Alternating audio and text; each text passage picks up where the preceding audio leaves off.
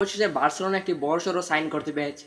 Manchester United 10 নম্বর jersey পড়ুয়া খেলোয়াড় Rashford তিনি এখন বার্সেলোনায় কন্ট্রাক্ট ডিল সাইন হয়ে গেছে। বার্সেলোনা তাকে নিয়ে নতুন স্বপ্ন দেখছে। এমনিও বার্সেলোনার একজন স্ট্রাইকার প্রয়োজন ছিল। লেভানডস্কির বয়স হয় অনুযায়ী লেভানডস্কির বদলি হিসাবে বার্সেলোনার একজন স্টার দরকার ছিল। প্রথমত বার্সেলোনা কথা বলেছিল জুলিয়ান আলভারেজকে নিয়ে, কিন্তু অ্যাটলেটিকো মাদ্রিদ জুলিয়ান আলভারেজকে ছাড়বে না বলে দিয়েছে এবং জুলিয়ান আলভারেজের মার্কেট ভ্যালু প্রায় অনেক বেশি। তাই বার্সেলোনা বাধ্য হয়ে জুলিয়ান আলভারেজকে ছেড়ে দিয়েছে।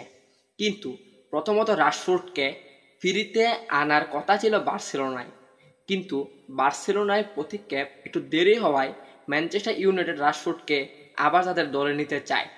কিন্তু রাশফোর্ডের আশা ছিল রাশফোর্ড বার্সেলোনায় ফ্রিতে হলেও সে ম্যাচ খেলবে, সে বার্সেলোনায় এসে তার নিজের ক্যারিয়ার আবার নতুন করে শুরু করবে।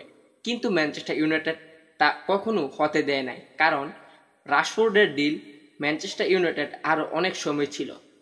এখন ম্যানচেস্টার ইউনাইটেড থেকে রাশফোর্ডকে বার্সেলোনায় 12 মিলিয়ন ইউরো দিয়ে কিন্তু বার্সেলোনায় আবার ফিরিয়ে আনতে হয়েছে।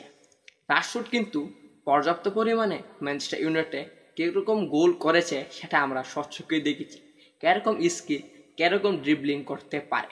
এমনিও বার্সেলোনা স্ট্রাইকার প্রয়োজন। বার্সেলোনায় রাশফোর্ডকে আসায় কীরকম দলটা হয়েছে সেটা আপনারা অবশ্যই কমেন্টে বলে যাবেন। আমার মতে রাশফোর্ডকে বার্সা সাইন করা খুবই দরকার ছিল, কারণ রাইট উইঙ্গে রয়েছে লামিন ইয়ামাল, লেফট উইঙ্গে রয়েছে রাফিনা, স্ট্রাইকার লেভানডস্কির পরিবর্তে এখন রয়েছে রাশফোর্ড। হয়তোবা লেভানডস্কির কন্ট্রাক্ট ডিল কিন্তু অনেক দিন আগেই শেষ হয়ে গেছে। 12 জন স্ট্রাইকার বার্সা পায় না বলে লেভানডস্কি তার ঘাটতি এখনও বার্সাকে দিয়ে গেছে। কিন্তু এখন রাশফোর্ড যেহেতু চলে আসছে বার্সেলোনায় ক্লাবে, এখন লেভানডস্কিও বার্সেলোনা ক্লাব ছাড়তে চলেছে। এই হলো আজকের তথ্য।